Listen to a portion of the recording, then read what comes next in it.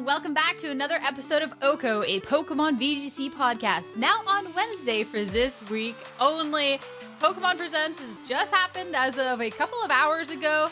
Opportunity now to sit, talk about everything that we've seen. My name's Sarah Dawn. I'm one of your co-hosts. Joined by my co-host here is Joe Brown. It's a great day when we get to talk about the Pokemon news. They don't release it after the episode is up, like what happened last week after they showed the merch after the episode was like. We don't need to talk. It's a great day today. Yeah, honestly, we're on top of the world right now, Sarah, and we're thinking, hey, no reason to wait till Thursday when everybody knows what we're going to be talking about this week with the Pokemon Presents. Might as well release it a day early to get those conversations rolling. I mean, I don't know about you, but I cut it close. I set my alarm for 8:55. Took me a couple minutes to get the phone going, and I was right there when Chris Brown got on my screen. That's when I turned it on. So I missed DJ Pikachu, but I caught all the presents. I ended up recording my live reaction for anyone who's interested in that. That's on my YouTube. But I was also cutting it close. I set an alarm for 8. I went to bed at like 11 o'clock last night, so it was not even like I stayed up late, but I was just like, man, I don't want to get ready at this time. And I'm just chilling, taking my time, opening my gifts in Pokemon Go, whatever, and listening to like the DJ Pikachu. And then I look and it's like 3 minutes till the presents live. And I'm like, I'm not at my computer. I am not presentable. I don't have OBS open. Like, oh my goodness. Speed ran the 3 minutes, by the way. I made it. But yeah, it'd be like that. But overall impressions of the presents. We're going to take an opportunity to talk about everything that's happened, but overall presents, are we content? Are we not content? Where are we standing? Yeah, like we can dive into some of the other conversations or smaller. We will be subjects diving into the other conversations. Don't later worry. on, but we start general, we start large. I'd say I'm overall very content with it. I was hoping, as we know from last week, we were hoping to get more info on champions, more info on Legends EA, and they delivered on that. So, see some of the narratives around people don't feel satisfied. That's not me here. I really did enjoy the footage we saw. I literally started popping off with when they showed the second season of Pokemon Concierge. I was literally fist bumping because I love that show so much. So like there was the Kanto announcement, everything. Literally, I thought this was a fantastic presentation. If it wasn't 9 in the morning, my neighbor leaves roughly around 9 to 9:30 in the morning, like my upstairs neighbor, 9 to 9:30 for work. I was like, I don't know if he's home right now, because there was a moment when they were showing stuff about champions where I went to like scream, like I'm gonna have to edit this down, and then I caught myself because I was like, nope, he will call the cops, not out of malicious, just more so just to make sure I'm good. But yeah, I thought this was a really good present. I saw that there was some source of unhappiness on Twitter. I mean, what are you gonna do here? You can't make everybody happy. I just like, people were like, oh, this has been announced for so long, like there should have been more. And like, I don't know, I feel like without being like Generation 10 or bringing old games to the new Switch, which I still think they should do, by the way. I always advocate for that. Yeah. But I think besides that, like, there was a lot of information. We got to see a lot of footage about ZA. We got to see, and like storyline stuff too. We got to see more of what Champions is about. We got a general release for stuff for Unite. Like, there is just like, I felt a lot. A new event in Scarlet and Violet with the shiny treasure. Like, there was a lot. So like, I don't know. Like, I guess besides being given everything that they demanded more, like, I just don't know what people expect. I thought this was a good present, and I love to go in with too much expectations and then be disappointed. But I thought this was a good present, so I don't know. Like, honestly, the Copium train, we made it into the station this week from where we were last week. Like, I feel the same way as you. I think unfortunately for some people on the internet, like, all the world is not enough, right? You could ask for everything and they're still going to find a way to complain about, look at this pixel, look at this, whatever. So, I think overall that presentation like had something for everybody. If you're a TCG fan, right, you had the gorgeous new SIRs from the Mega Evolution set. Like, nice. If you're a Masters EX fan, like when I heard Carmine speaking English and like actually making a sound, when I was like, Like I felt like I was like, what is this? This is not the Pokemon I know. In Pokemon games, they just go like this, and there's no sound that comes out. Like and kind of like you said, Concierge and all the other stuff. And like I was so happy they had the world's preview at the beginning, like right letting everyone know this is a big deal, guys. We're gonna be in an arena in less than a month to determine our world champions. Like they're and that with champions followed up, like competitive Pokemon is a major aspect of this series, and I'm happy that they're starting to always value it in the main presentations.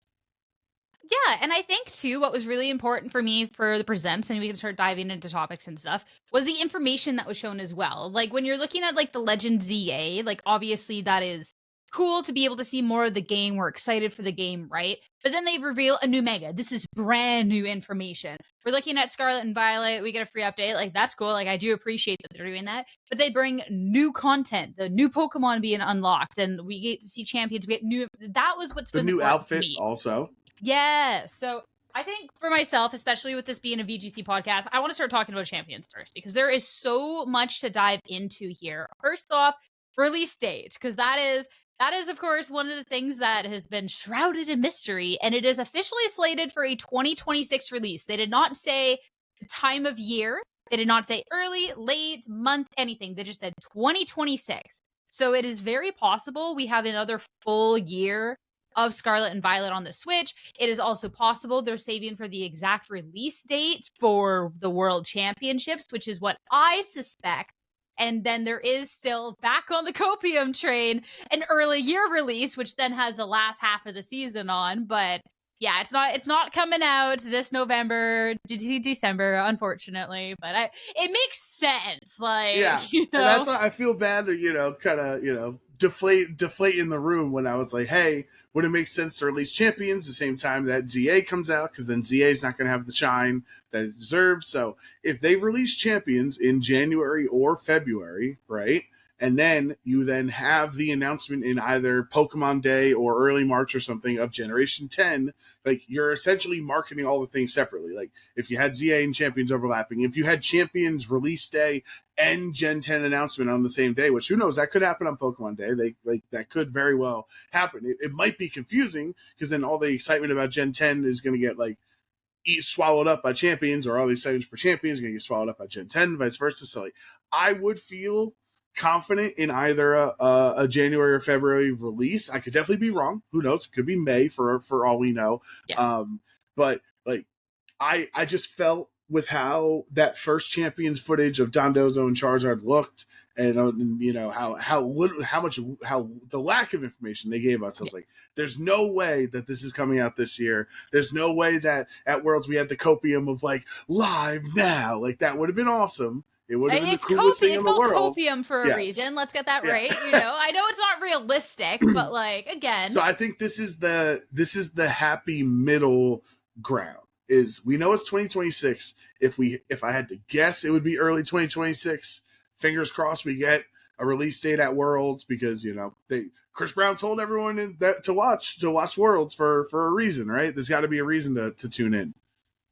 Yeah, I definitely think Worlds is going to be when it's released, which then having as much as it's like, only saying 2026 is scary, if they say spring 2026, winter 2026, like early 2026, well, then that gives like a 2-month range when you get to Worlds when they announce the date, if they announce the date there. So it makes sense to just say like a flat out 2026, especially too, like Worlds isn't that far away. It's actually only like 3 weeks away at this point, which is crazy. I'm about to start getting into stressy panic mode very soon here.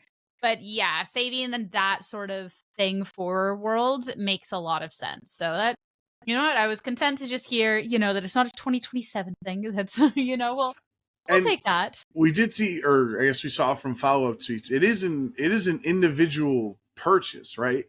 Of Champions. It's not free to play like Unite or Go are. I don't know if that has been, I think that is the speculation based off of wording. My knowledge is that it's very much so speculated to be a paid game, but it hasn't been confirmed by Pokemon themselves. Okay. But I don't I don't know, especially too, I think people have been looking at the wording on the bottom of like stuff, like showing the footage, and I think that's kind of what it's pieced together for, but I don't know.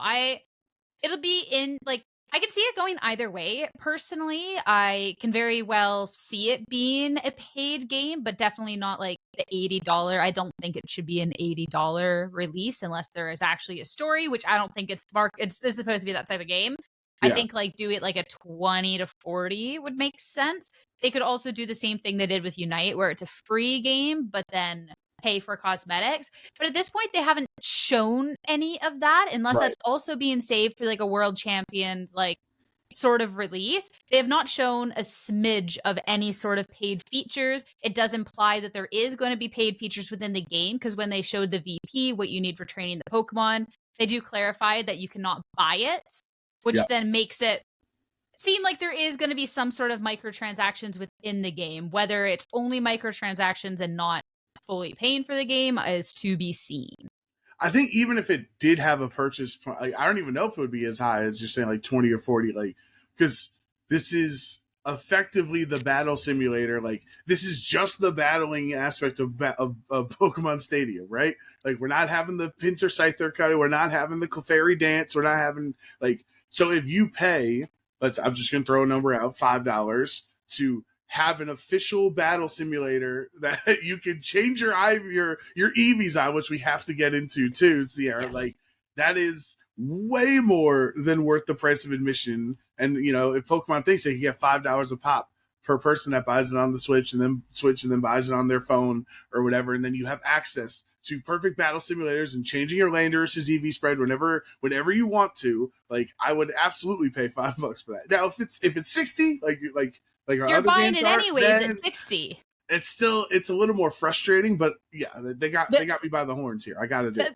That's the thing, is like historically, if you look at VGC, like they've always had the players by the horn. If you want to play any sort of Calyrex team, you not only need to own like Sword and Shield, but you need to have bought the DLC. Like, there's Pokemon that have been behind some sort of paywall, and a really high one at that. It has been linked with a story game, right? But at the same time, if you're looking at the accessibility for the competitive scene, it's not necessarily been there on the money ways, which is why I would love for it to be a free game. I would love for it to be a $5 game. I can see that being within the realm of possibility. Don't get me wrong. But the thing is how much of it's going to be catered to the existing scene and how much to new players. Because for new players, they need to kind of keep it below a $20 price point, in my opinion. If they're just straight up going for competitive players, they can put it at whatever price theoretically they want, because if that's what you need to compete on, it's a no-brainer, right? Like, that's just it. If that's how you have to compete, you got to buy it. I do just want to, I just did a quick Google search. I'm trying to find more information on it. But it does say on the Nintendo Switch eShop that Pokemon Champions will not be free to play. It is a paid game. Okay. This game will be available exclusively as a digital download for Nintendo eShop. Subscriptions required for the online, obviously. I'm trying to find more information on it, but at least that's what Google quickly said. So we don't know. We don't have to harp on. My best guess is, I don't know why, I just feel like, especially with something on the App Store, I feel like $10, $10 USD, so they can market it at $9.99. I think is going to be the price, especially if they do have paid stuff within the game. I think that's the best way to get new players in. Again, like I said, if they want to just go for the competitive player base, they can put it at whatever they want, but I don't know if that's kind of the plan they have for it, especially when you're looking at other Pokemon releases, free, mind you, but you look at how Pokemon Go is structured, you look at how Pokemon Unite is structured, like, cheap or free game, pay afterwards. You got a lot of money. You make a lot of money. Take Sierra's money for the hats, you know? I much rather would have spent $80 on Pokemon Go and get everything rather than the free game and how much money I have spent. I have bought the Max Money bundle a couple too many times. It's not been a I would be okay with a higher paid game than so that's the one, money. I know we were talking about it. We saw our Discord was having a conversation. Like now we have the confirmation, as you said, that the V points, whatever we're calling them, is not a purchasable currency. It's an earnable currency in game. And like I saw these people, and again, everyone's just cynical because it's the internet, Sierra. But like you have to have some type of in-game currency, right? And like why would you be able to buy things without playing? Like they have to give you a reason to play. And from what we saw from the footage, you can spend it to get more Pokemon on your journey. So like who knows how the Pokemon, how many points you get VP per battle or whatever, but like they have to have a reason to make you play the game, which is this VP system. So like yeah, of course it's not the other currency. I'm sure there's going to be some type of jewel or some type of gem or some type of coin or whatever that is the purchasable currency to get music packs or stadium packs or something like that. I think the VP conversation can be a smidge of a circle back because I think that actually lines up with really what we did want to talk about next, which was the fact that we got to see within the Pokemon Presents that you can just customize the stats of a Pokemon. It costs VP, the in-game currency that it has, but it's no longer a vitamin-based, berry-based, feather-based, whatever. You don't have to spend whatever to decrease it to then manually bump it up. It's not some weird obscure numbers either anymore. It is just straight up just scale of like, instead of like, 4 EVs for one stat, it's now just numbered by stats. And it's just a slider. You get the Pokemon, you go to customize stats, you slide to whatever stat line you want, you save it. It'll cost a certain amount of VP, and that's fine. Same as with the nature. You're not using an item for the nature. You now just simply put, just select what nature you want, and again, it'll be a VP thing. So, I mean, that is humongous. Like, that was one of the moments where I was just yelling watching the direct because that is amazing. That is a huge, huge, huge ease of accessibility thing for players, and I love to see that in the game. Yeah, I mean, it's literally one of the most significant things. Like I tweeted, like this change, as you know, as a commentator, from we can, sometimes on commentary we're not always allowed to explain things as thoroughly as we would like to, right? We can put it that way. So for a long time, before we were allowed to acknowledge natures, we would have to say, oh, this Tapu Koko is typically trained in its speed, instead of saying timid, right? That was like the policy thing because they wanted to, preserve some of the. They didn't want the game to be too binary, too much about ones and zeros instead of the Pokemon, which is an understandable thing. And so we've slowly, as the generations have gone on and on and on, we've started to get away from, oh man, this Pokemon is like, typically could invest in its special defense or whatever, instead of saying, whatever, careful nature, I don't know, whatever. You know what I mean? So the fact that like we to this day we can't say that Fluttermane has 135 speed, right? We have to say there's all of these meta Pokemon that have the exact same speed, and that's all we can say, right?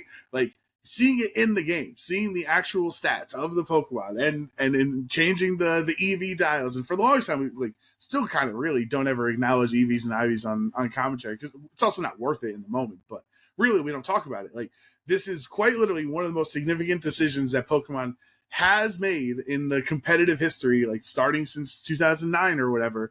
This is really up there as one of the most important changes that they have made as a company, is acknowledging the internal mechanics behind the Pokemon that's your friend. Now you know what the Pikachu stats are going to be, or the Gardevoir stats are, and you can manipulate it instead of, use this cap or use this thing and try to catch it with zero out. But we're not going to tell you what zero IVs is, like all that stuff. That's out the window now. It might be the second most significant change within the game too, because that only addressed EVs, the ones, the effort values as fans call them, the ones with the vitamins, etc. But in terms of the IVs, that wasn't addressed. The Pokemon, it was a Gardevoir that they did like the training with in the video. People went back and looked at the numbers, and it was a Gardevoir. All the stats were max IV.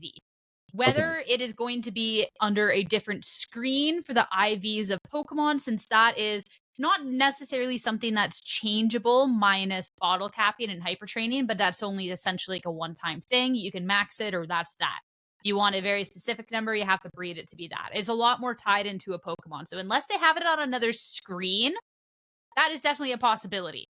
The other possibility is that they're actually just getting rid of IVs, which I don't know. This is going to be the interesting conversation, I feel, because Okay. people are very back and forth about this, whether they think that is, first off, if they think that's going to happen or not. Second, whether it's a good thing or not. Like, there's even been a lot of discussion. That has been, like, the topic in the OHKO Discord as well, is, like, which one it is. So, my initial thought is maybe I'm being a little bit boomer with this, but like I feel like if you just remove too many things, we're going to Let's Go Pikachu a game. We're very far from that at this point, but that's like the first step into oversimplifying, I feel. So I don't know, like maybe it's the direction they want to take, but I just don't know if they would get rid of IVs, especially since that is something within the games as well, so that there's always going to be variants with the Pokemon you catch and etc.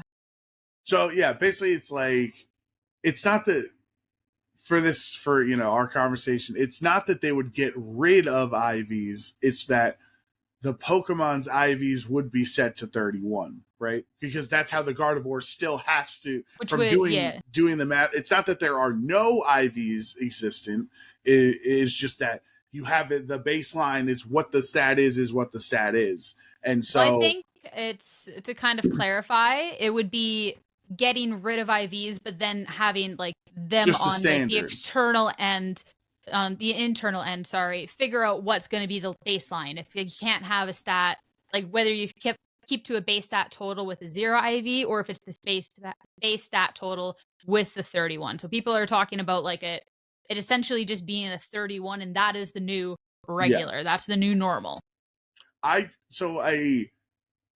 personally don't have as much of a boomer issue, if you will, of getting rid of IVs, because Pokemon in the last couple generations has really been trying to make the IV aspect less relevant, and it still comes up with the Blood Moon, or not the regular Ursaluna and other Pokemon, and like, it still is an aspect of trying to have an exact IV line, but it's not as crucial. Like, for example, all those generations of hidden power, right? Like, they took hidden power out of the game, one, because Fairy didn't have one, and two, because it was really a pain in the neck to have the exact precise IVs on the exact line that you needed to get ice. And if you were one off, you had to, hidden power rock instead of ice, and you had to reset again and all that stuff. And now we have the bottle caps, or like, we're just gonna make your life easier and make it all 31. They didn't give us the rusty bottle cap that we all want to make it 0, right? So like, who knows? Again, we could have IVs could still exist in the game. We don't know yet, but like,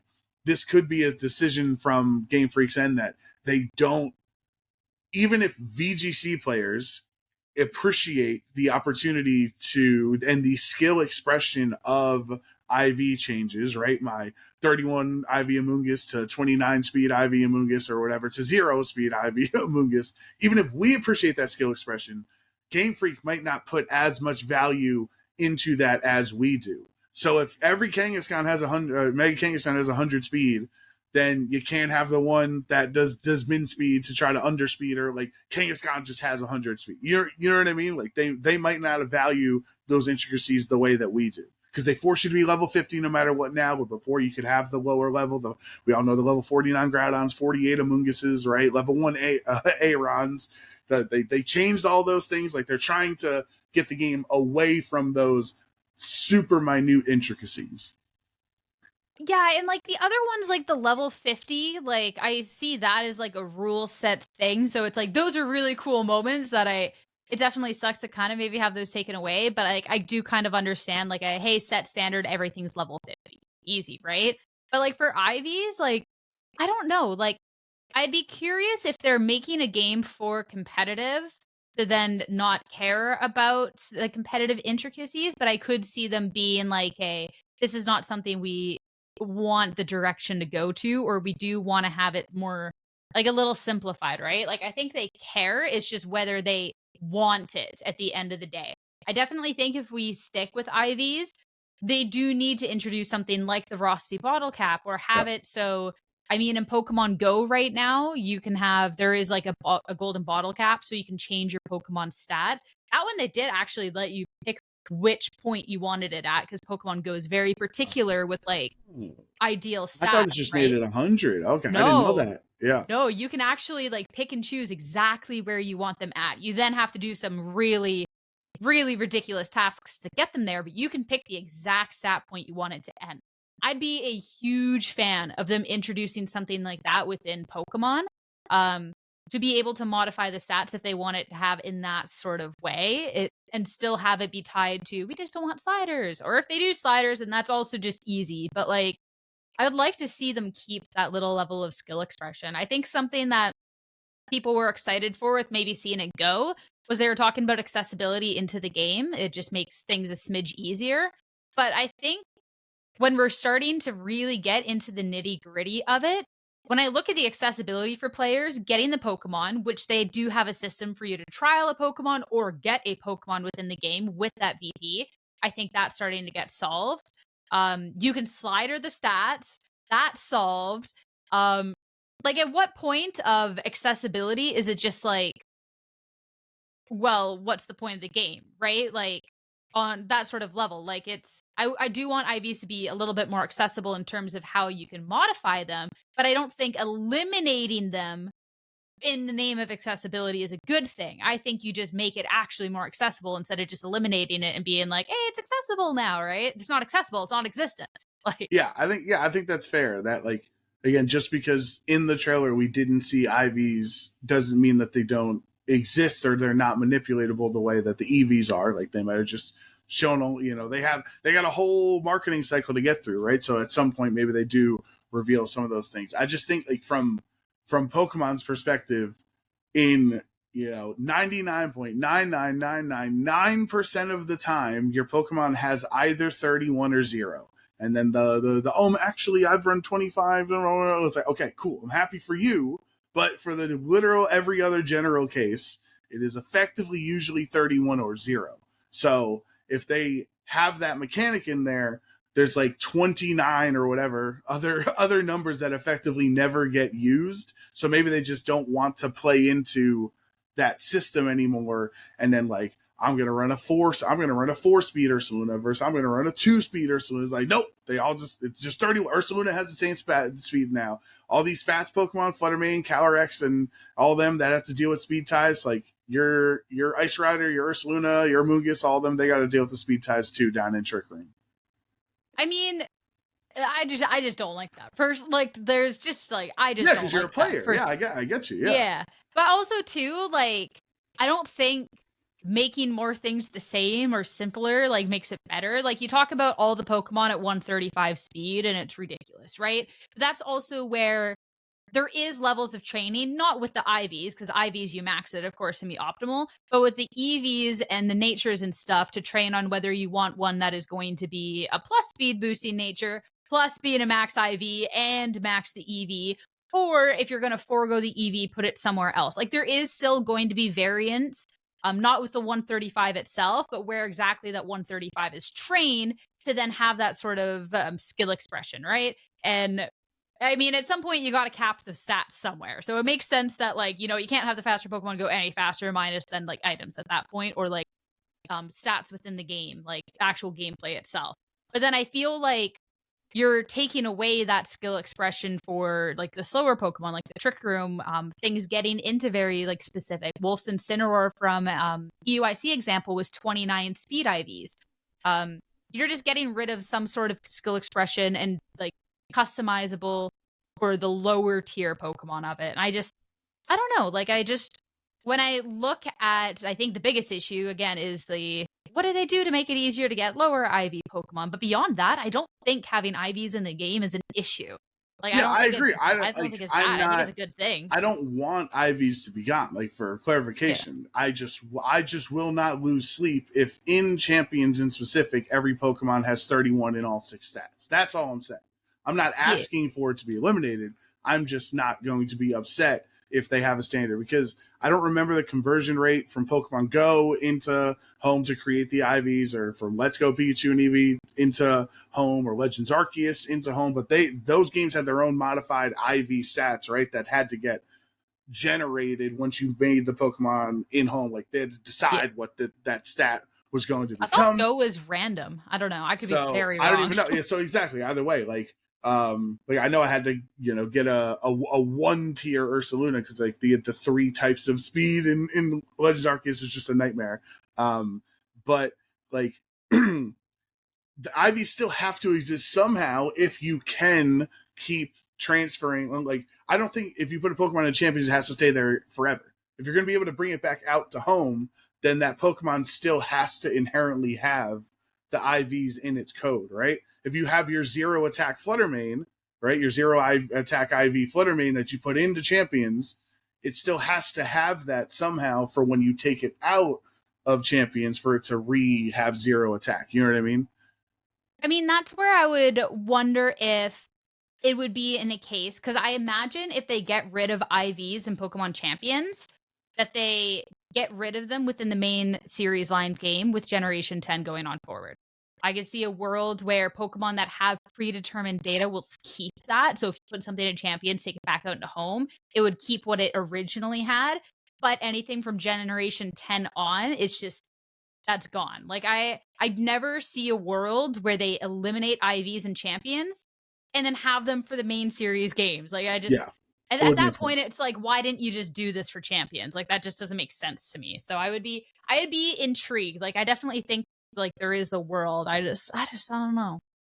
So like, how are we getting Calyrex into Champions now? Like, do we still need Sword and Shield? Like, can I get a Calyrex with my V-Bucks? You know what I mean? Like in game, like is this how we're gonna? That first off, as a caster, you say V-Bucks once on broadcast, you're done. You're done, Zoe Washington. You're out of there. I said it. I was being silly, but like you're out of there. Because if we're talking about accessibility, right? Accessibility of EVs and IVs and stat changes and nature changes and everything.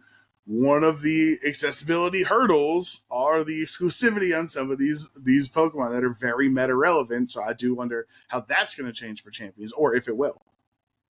Yeah, especially too, I didn't take the biggest look at the menu. I'm actually pulling up the Pokemon Presents to look now. But I'm curious if it's going to be a case of all Pokemon can be bought at any point, whether it's a rotating in-game shop, whether it's you can get anything that's not a legendary. You can only get legendary certain points. Maybe you have to unlock legendaries within the game, considering I think they've said there's going to be like a separate kind of mode, like a story-esque mode, which might be a battling up to be able to unlock said Pokemon. Like, I'd be intrigued. The fact that you can bring your own Pokemon into the game doesn't necessarily lead me to believe about just unlocking everything right away, including legendaries. Like I feel like they kind of want it some sort of connection, which would make me think maybe they just don't have the legendaries. I don't know. They could have timed events like the Terror Raids, right? Yeah. Like this weekend has Urshifu Rapid Strike, and then the next weekend has Obtainable, and then the next weekend has Urshifu Single Strike Obtainable, and then the weekend after that has Latios, and the weekend after that has Palkia, and then Moltres, or like maybe that's a way that they could keep people engaged and continually playing the game. And like those versions of Pokemon, they can't leave Champions. Like you unlock a Landorus, and now your account has a Landorus that you can use excessively, like that it has access to your team, but you can't take that Landorus out and put it into home or something like that. So first off, like anything that is shown within any sort of Presents, Direct, whatever, is not final game footage, and they do modify that stuff to make sure that the information is like different, right? Like this doesn't necessarily mean anything. But specifically, the wording they use in the moment of the Presents is you can bring your Pokemon from home, blah, blah, blah, or you can find new partners to battle alongside you right away. And then on the screen, they just kind of have random Pokemon, no legendaries, and no specific order. And then it's like on the bottom of the screen as well, not like a drop down menu. The bottom of the screen makes me think that it's not going to be every single Pokemon ever. Because then that's just going to be like the worst scrolling ever. We have 1,000 Pokemon. Like, let's just be so for real right now.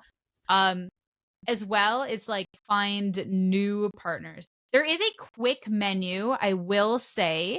But I just, again, like, I don't know if it's going to be Pokemon maybe that you've seen within your storied adventure within Champions, if it is going to be a thing.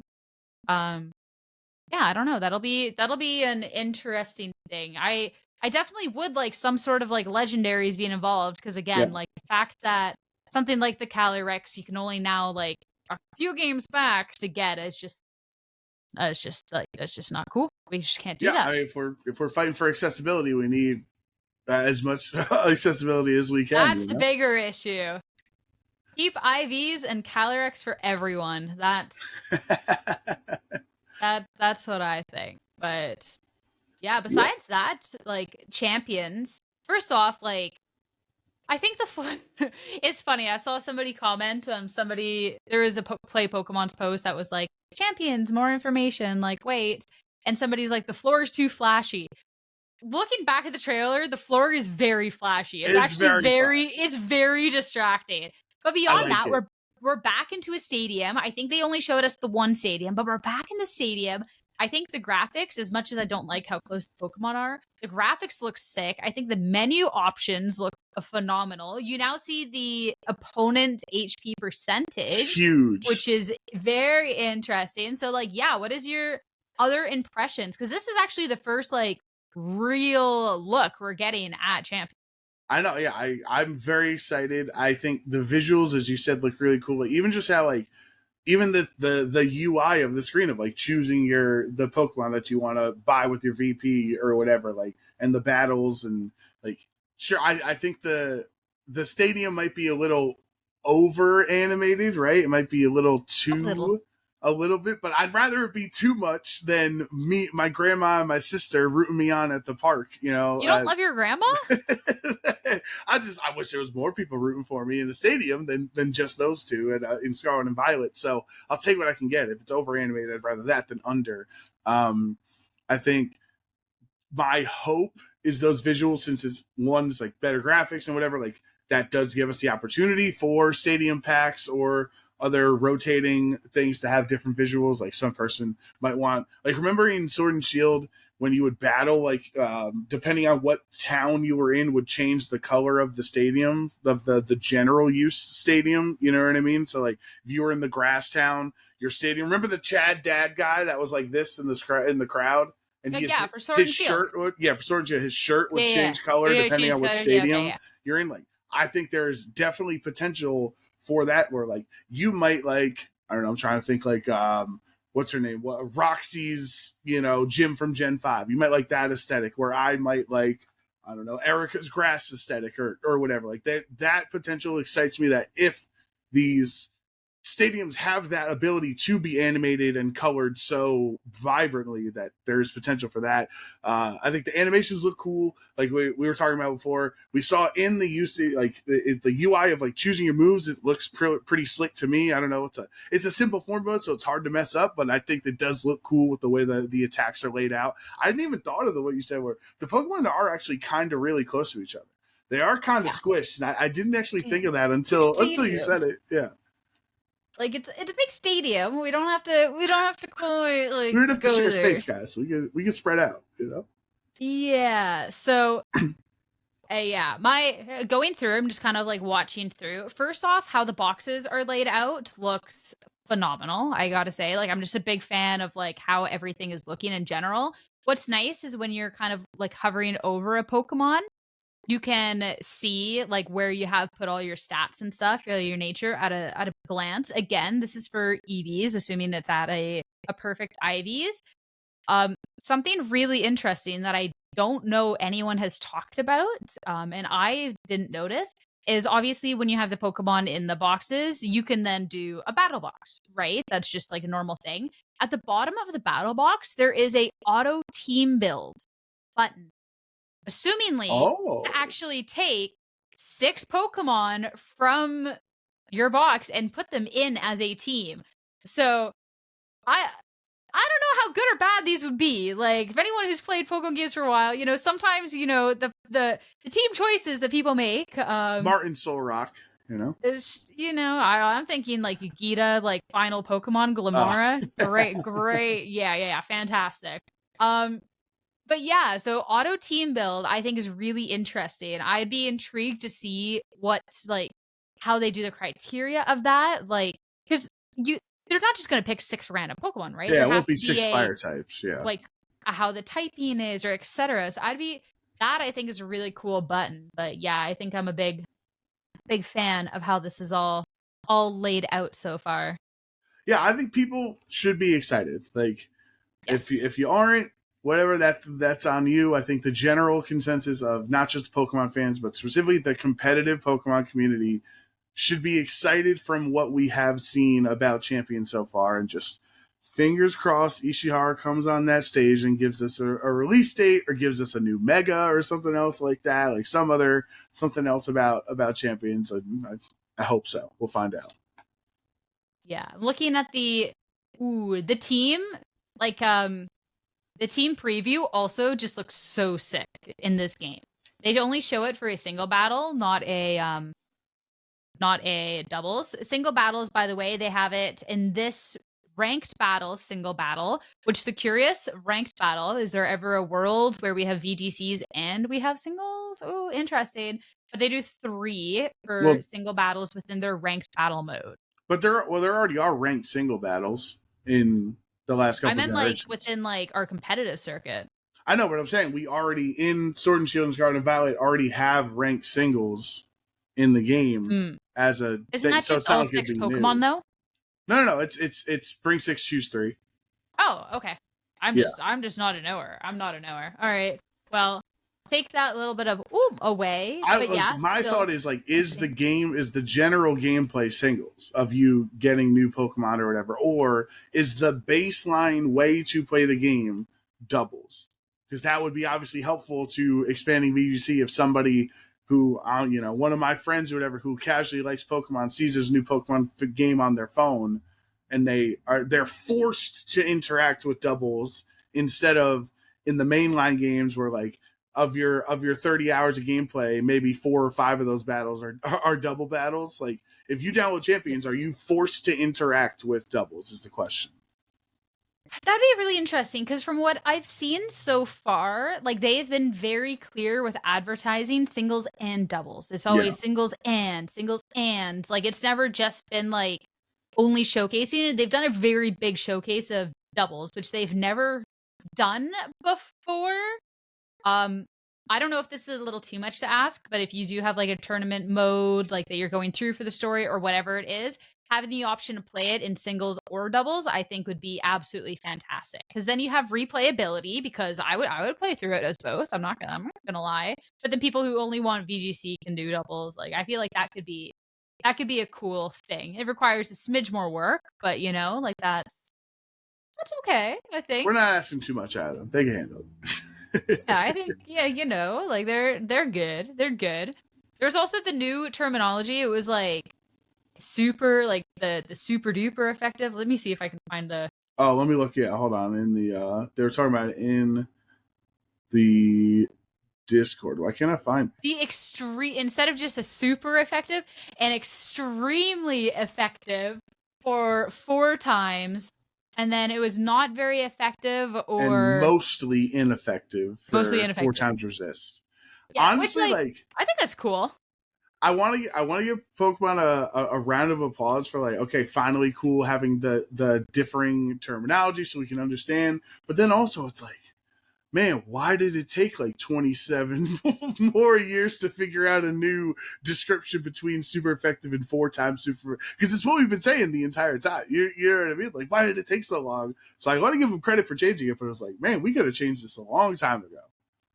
I mean, considering that didn't even show what the move was until Sun and Moon for the how the type matchup was, like on the screen itself.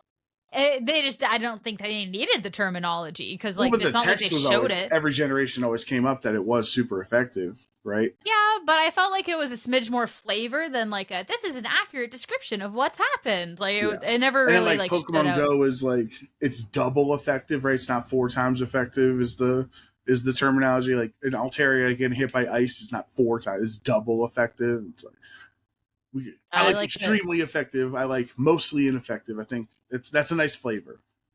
Yeah, it was funny. Somebody had commented on my video like, "Oh, like you commentators have to like remember so much," which do be true.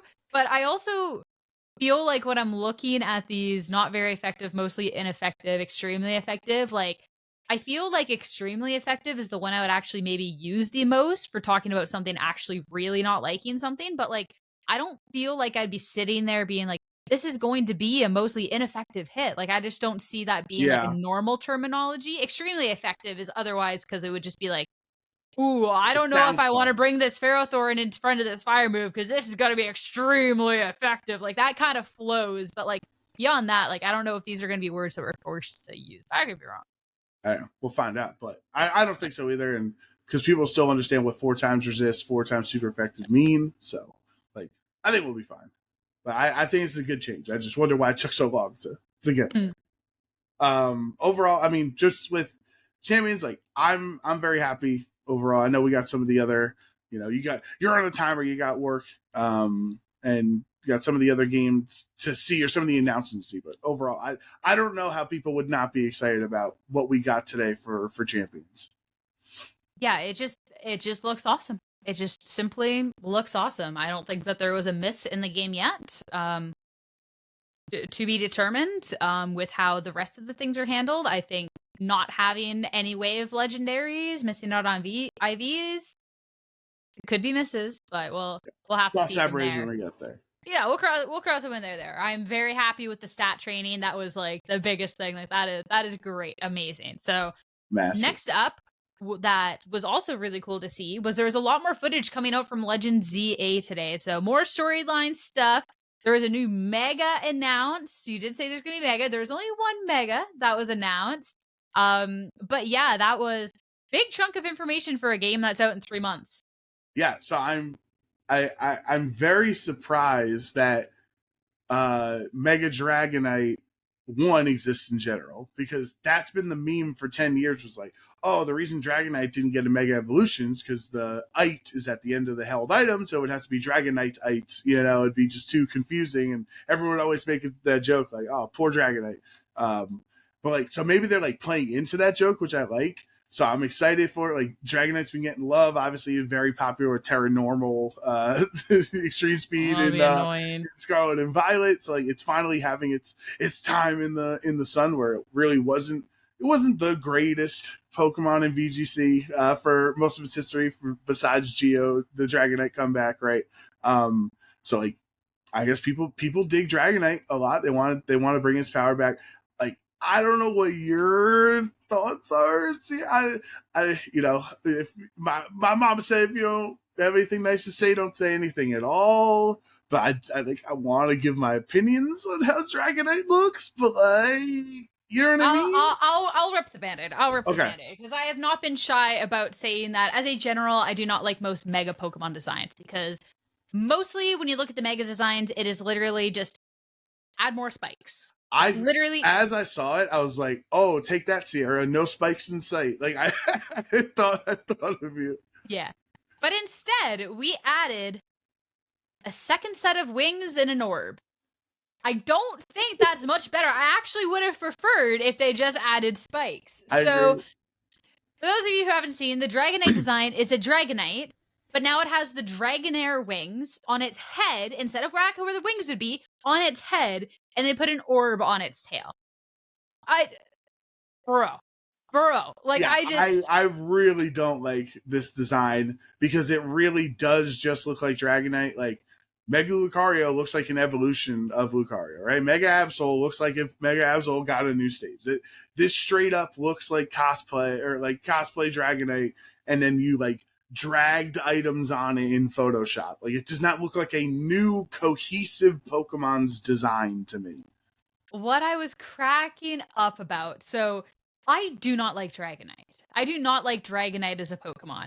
Dratini, oh my gosh, it's so cute. Dragonair is so elegant. This is so cool. And then, like, I don't think as a standalone Pokemon, I would have an issue with Dragonite, but you go from Dragonair to Dragonite, and it's just night and day. You take Yeah. one of, like, the cutest, coolest, most elegant Pokemon designs, and you make it that. I do not like it. I feel like Dragonair could have been done a lot cooler for its evolution, something that was a little bit more on theme. And then they drop in the trailer that the Mega Evolution was to be more elements like Dragonair. And I'm like, you're just trying to correct a wrong from like 30 years ago now that you should have had the design more like Dragonair. And that's just, oh my goodness, I could not believe that they actually said that. So yeah, I thought that was hilarious. I think it's too, like, that just, I don't know if it really makes sense for a Mega Evolution theming for me. And it's just confusing because it's like, why are you emulating the prior evolution instead of building upon the final evolution like every other Mega does? Like, Mega, I'm trying to think, like, Mega Scizor doesn't sprout the Scyther, like turn green or something to emulate Scyther, right? Like, it's just, this is just not a design concept they had. And then the only thing I can think, like, remember there was that tweet that went viral on like the art of X of all the Megas and how all the Megas are either an X or a Y. I don't know if you saw that tweet that went around. Yeah. And so, like, I guess Dragonite's is it a Y because of the? I guess it's a Y. The thing though, it's just like I don't know. And they couldn't do the wings on his back because then it would be a pitchfork. It just makes sense.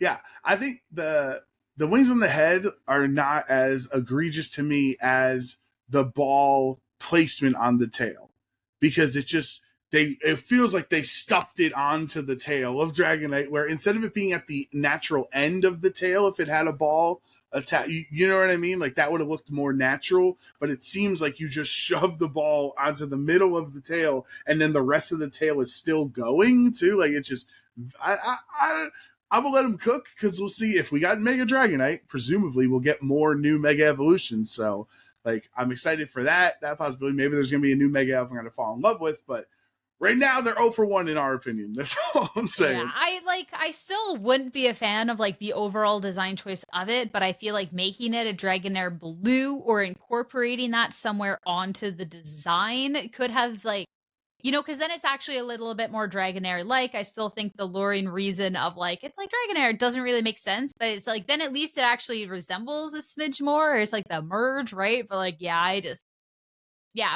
that is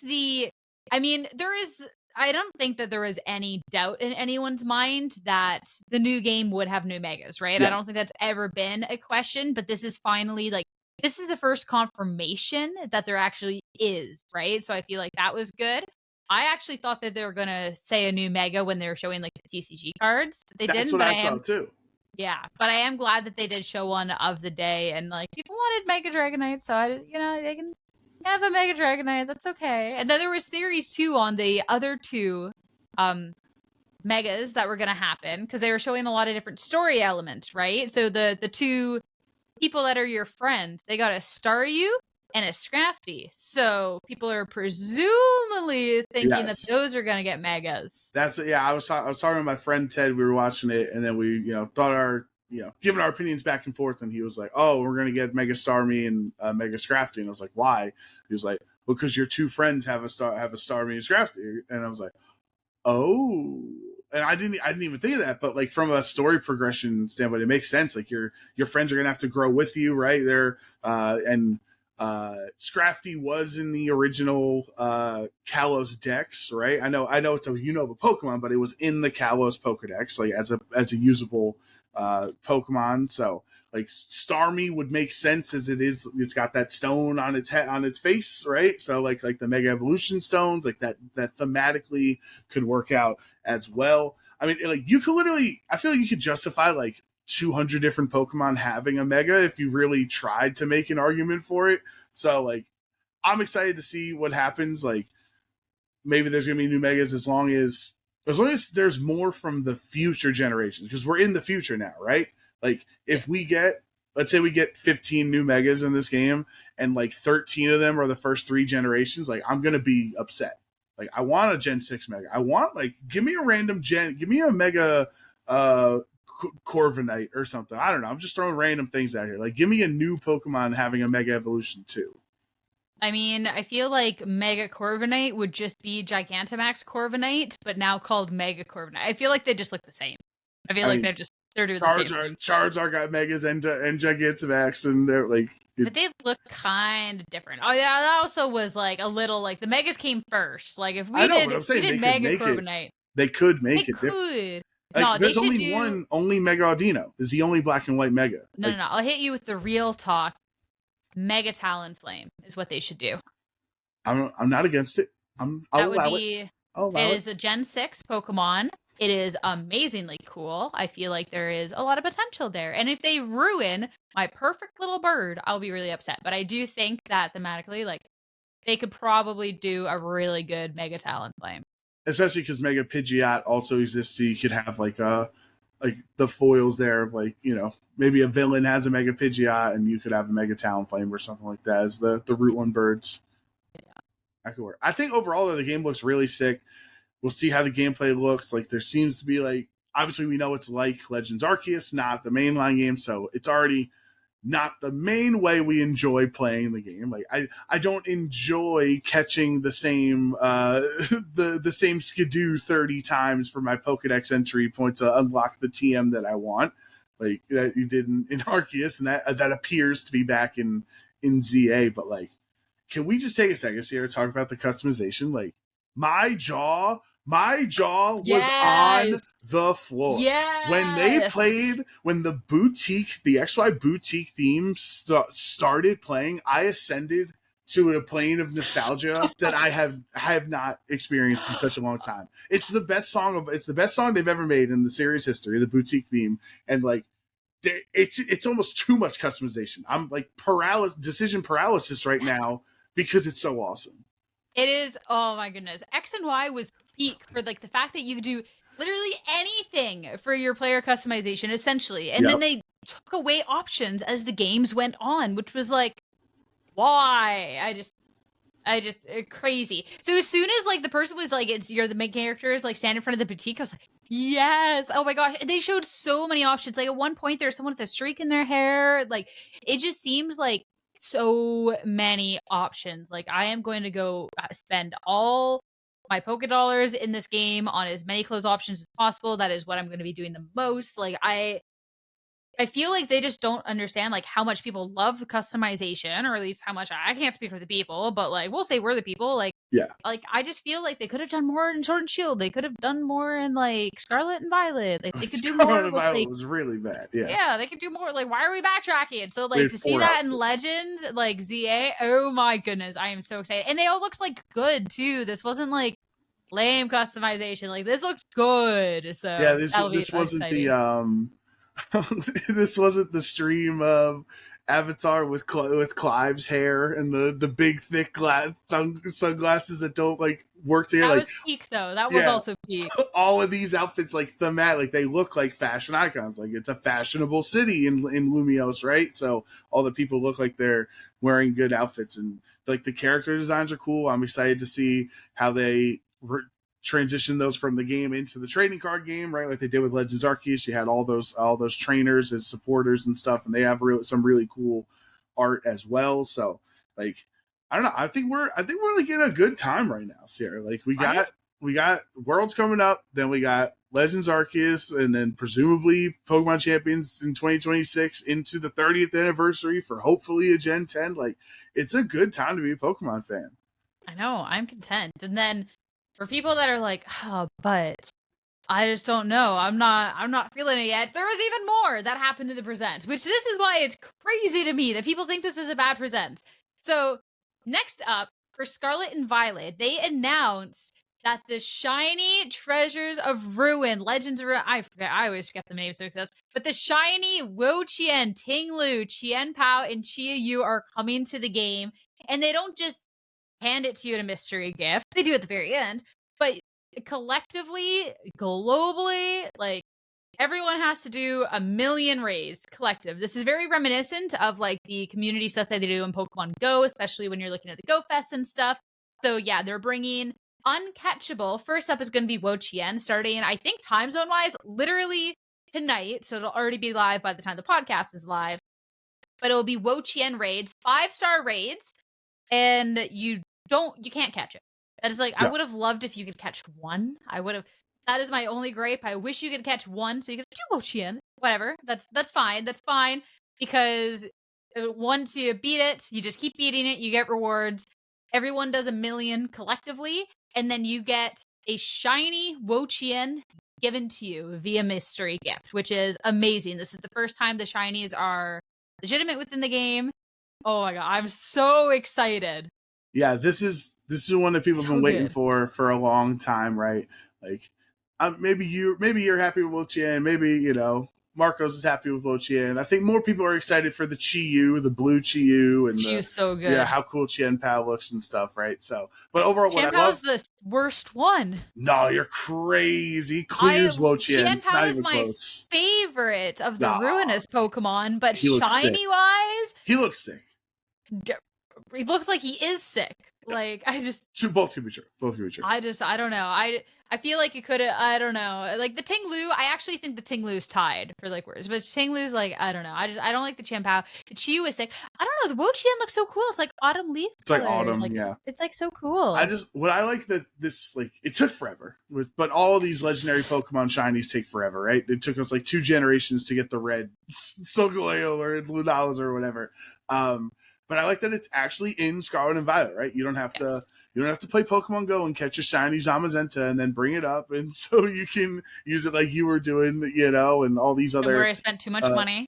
Yes, exactly. It's in the game that you already bought 3 years ago. That these Pokemon who were shiny locked, you're gaining access to it in the same game, not the next generation, and on a weird side hunt or whatever. I think the massive thing for this is that it is a 5-star raid. Instead of the 7, because we all remember the 7-star Charizard and the all the other 7-star Mewtwo's and Mews and everything. Like, they were a nightmare. They made me want to put the game down, because if you had teammates that did not know what they were doing, it would be very frustrating. So 5 stars, a lot more manageable both individually and as an uncoordinated team of 4. So you get rewards for it, and you're gonna get them. Like, it's a smart way to get people to start playing Scarlet and Violet again if they have already picked up a Switch 2 or whatever and they haven't played it. This is promoting the free visual update or whatever, and then also now use those see more pixels on the screen when you're catching your battling your Wo-Chien on the Switch 2. Like, I think it's a really smart promotional idea from them. Yeah, I'm just very content with it across the board, especially too, you called it the 5-star decision, and that is really good. Like, if you're bringing like bad Pokemon or something like that doesn't work, like, you can still lose a 5-star raid, but it's not going to be like 7-star level to where it's like, oh my goodness, like, I have to coordinate it. Like, I actually didn't get a shiny Rayquaza that the game gave you if you did a 7-star raid, because I did not want to do a 7-star raid. Yeah. Simple as that. I skipped out on an entire shiny Rayquaza because I didn't want to do a 7-star raid. 100%. But like, that's that's it. So the fact that you can do a 5-star by yourself, it doesn't have to be coordinated, I think is just amazing. I think the one thing that like maybe low-key sucks, I went and checked the dates right away, and that actually starts like for because Chien-Pao's next. Chien-Pao is the most popular in VGC. I was like, and like there is people that love it. Like I said, I don't love the shiny. I like the original Chien-Pao, but like there is people that would run the shiny, and I would run the shiny if I was competing, right? Like, let's be real. I always should pick the shiny. But it doesn't say that you get the mystery gift as soon as that 1 million is met. So it just says at a later time. So I was thinking, ooh, is there the possibility there could be shiny Chien-Pao? There's not going to be shiny Wo-Chien, let's be real, but there could be shiny Chien-Pao at Worlds. But it depends on when they distribute them afterwards. The Chien-Pao era ends on the Sunday after Worlds. So like Championship Sunday, it ends that evening, about 5 o'clock that day or something. So I could very well see a world where they then do the mystery gift after, not if you complete it early. So We'll find out with the Wo-Chien one how that all goes, but that would be the only thing that like low sucks, and that doesn't even suck. That's just like what it is. Yeah, I guess they could just like wait for all 4 of them if they all have their week plus time frame or whatever it is. Like wait till all 4 bounties are hit, and then all 4 mystery gifts hit your box at the same time. Like at some point, one at a time. At some point in September. Like no, I think it'd be one at a time. I just don't know if they'll, regardless of when the 1 million's hit, I could see them waiting until the end of the last day. So we have hit collectively 1.5 million. Oh my goodness. Now that this is ended, this is the final number. This is the mystery gift expected. So on the first day of Chien Pao, you would get the mystery gift from the previous. Okay, I would be. Yeah, that's my best guess. Which then sucks for anyone who wants to run Chien Pao, but I feel like that's the way to make sure people play all the way through, because again, the whole purpose is to get you playing the game. Yeah. If they don't really like have the numbers, or like they kind of keep incentivizing you to do it. But if you just like do the 1 million, you get the Wo-Chien, you get your Chien Pao, then you might stop. So yeah, that's my thought. It's just a nice thing to actually have it in the game. Yes. I wasn't too interested in the with the special what are they called? The shiny, the hunt things, or like the outbreaks, the mass outbreaks that are coming up. Was, as we all know, the biggest disaster in Scarlet and Violet history is the Charcadet and Armrouge and Cerulean shinies. It's just they shouldn't even put it in the mass outbreak, because you're never going to find the shiny, since it literally blink and you miss it. The Charcadet blinks, you're not going to know it's shiny. So brutal. Yep. I feel like that, but I think this is good. But and again, I would have liked it if you could catch 1, but I guess if you get the gift after, then you'd have 3. So it's like, I guess they could see it that being a bit much. You get your 1 that you get from legitimately from the game, and 1 shiny. You get your 1 shiny.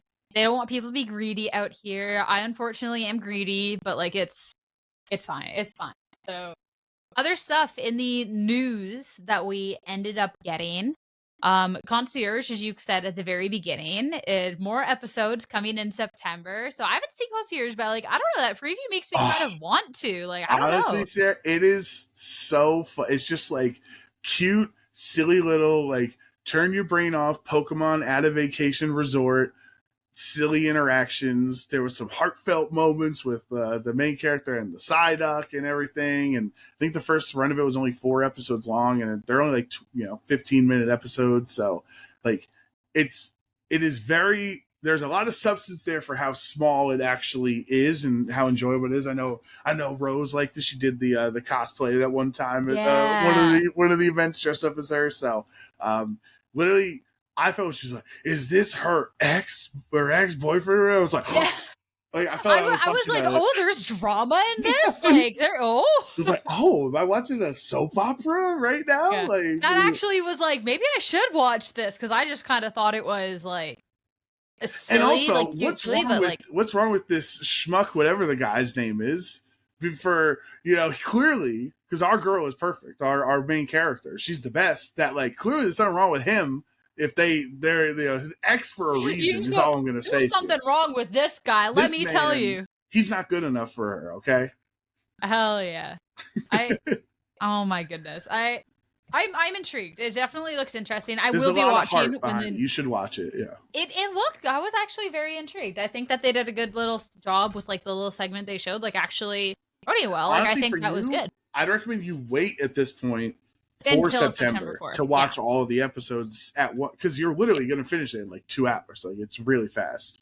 Yeah, no, I'll definitely wait at this point. There's also there's Concierge. They're also doing a new series, the stop motion created that one studio in Britain, and it's like the Misadventures of Pichu and Sirfetch'd. Yeah. I mean, there wasn't really much to go off of with the preview. It doesn't come out until 2027. I'm intrigued about something. It's said to be set within the world of Pokemon from, like, the Pokemon's point of view. I'm intrigued. I'm a little worried.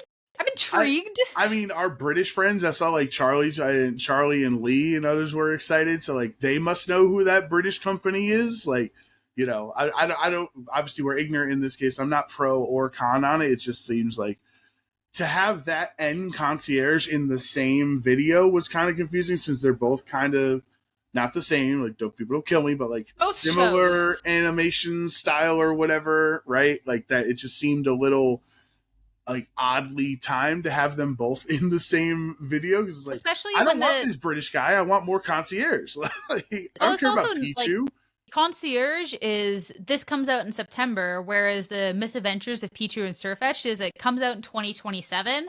I feel like they could have saved that for a different direct, but I don't know. Like, I just must not be familiar with their game, honestly. Like, that is, maybe they just wanted to really, like, maybe they wanted to get promotional stuff. Maybe there's a reason they had to announce it. Maybe, like, people had already clued into stuff the studio. Sometimes they will announce things early if, like, all of a sudden there's leaks or something, so they control more of the narrative. Like, you never quite know. But other than that, fun. And you know, like I think of the old the first Pokemon movie, like the intro, short that's just Pokemon themed and there's no words, just Pokemon interacting and stuff. So like maybe it's gonna be on that because it was short. I don't know if I would want that as a show. True, that's fair. I don't know. I guess we'll find out. Yeah, that'll be interesting. Something that did actually drop and is not wait till way later is a new mobile game, Pokémon Friends. That actually kind of forgot about that. I meant to download it right away. I forgot. I've downloaded it now. I have not yet played it, but it's like, I guess, daily puzzles that you can do. That's what I was like. Is this like for? I don't know if you had this growing up. I didn't really have it, but like we knew of it, like the leapfrog game things for kids, like learning how to play games or learning how to think critically.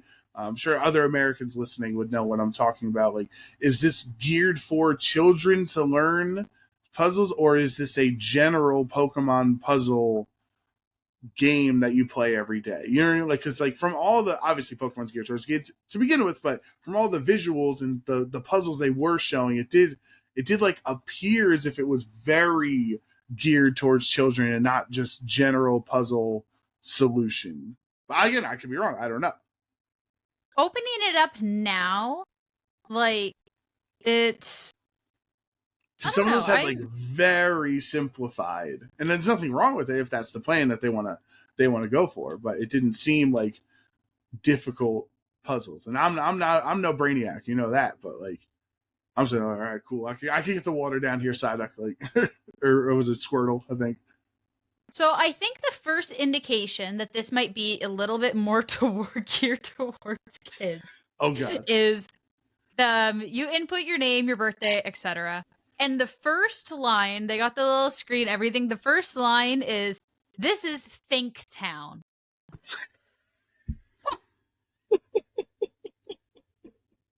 My favorite city. I can't wait till we host a regional in Think Town. So I think that is the first indication. I don't know. That is going to be my biggest question. I'm going to try it and see. I've actually seen, though this was from a group of people that are very much so like, I love everything Pokemon and maybe looking for something a smidge more different, but I have seen positive feedback. I don't know necessarily. I think they're wonderful people. I don't know if they're just like the type of people that wouldn't necessarily give them more negative, or if they're just so excited a new Pokemon game came out today. So I'm going to play it for myself to really be able to get my own thoughts for it. I feel like a lot of what we saw in the trailer seemed to be a smidge simplified, but I think the one little beacon of hope was when they had like the more like grown up guy, like I say grown up, he just looked like an older teen.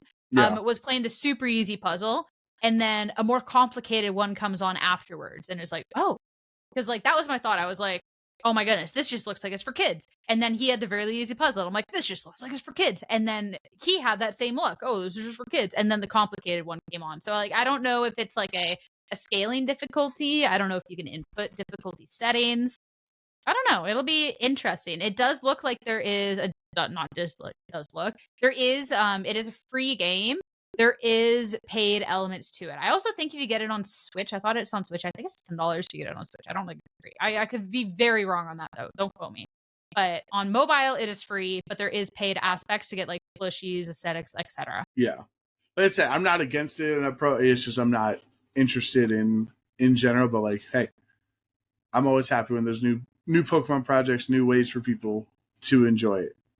I will say, like, the opening scene, like, graphics, like, it looks, like, clean so far. Like, it looks, like, well made. Sierra, I just imagined, like, 3 days from now, Sierra's going to screenshot the Discord and be like, how do I solve this? Or, you know what I mean? I have way too much pride. I would never. I was the one growing up where if my siblings had an issue in a video game, they came to me. And I would solve it, whether it took me all day or not. I would figure it out. I am very stubborn on that one. All right, first thing is just untangling yard. This is where they had the little thing. I don't know. I am at an easy puzzle right now, but we'll.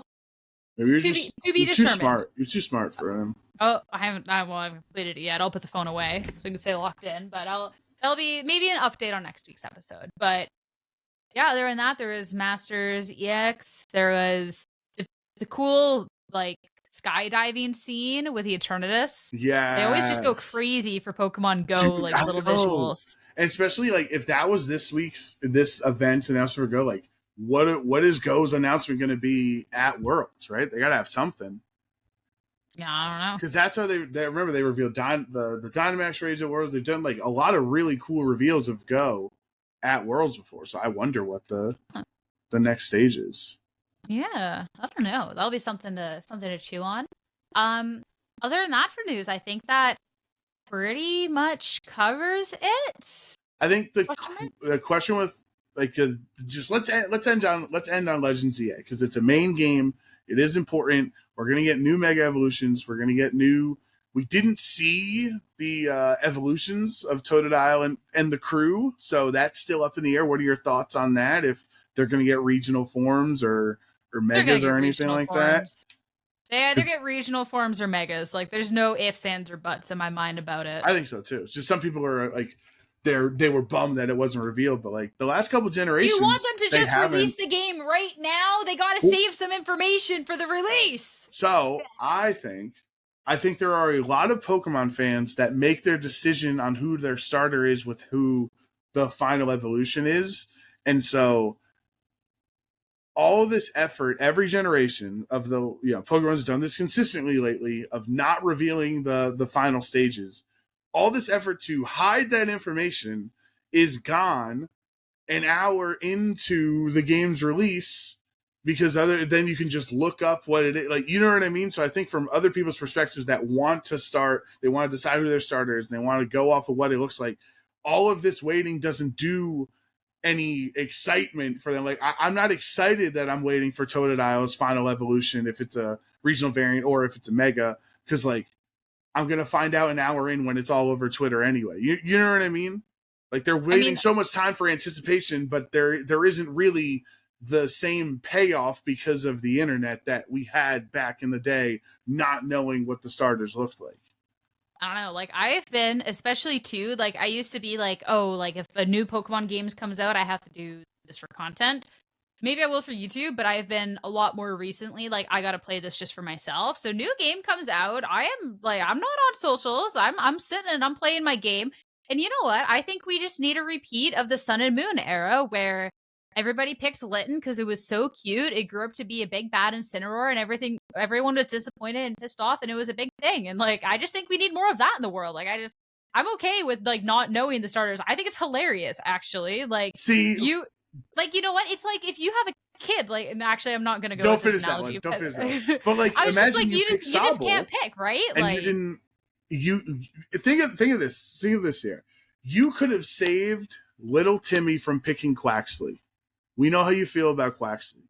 He didn't know what was waiting for him at the light at the end of that tunnel on Quaxley or on Sobble of what they turn into.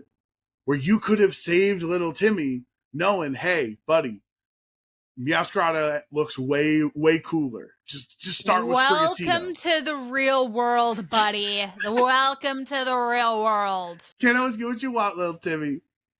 Sometimes a Pokemon has a really cute starter design and it grows up and it just ain't that good. That's just like, this is this is not a new thing. Look at your Teeny and Dragonite. Like, you think it's the first time I've been disappointed by a final evolution or something? No, get over it. Like, that's part of the game. Like, do you think either get the power or do you get the cute little starter? You can't have both.